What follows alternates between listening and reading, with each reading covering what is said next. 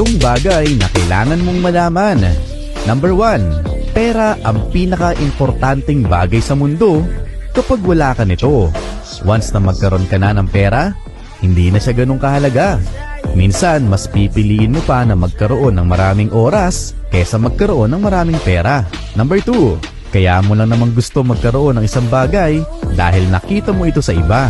Kahit hindi mo naman kailangan, gagawa ka ng paraan para lang magkaroon ng isang bagay na gusto mo dahil para sa'yo, magiging masaya ka.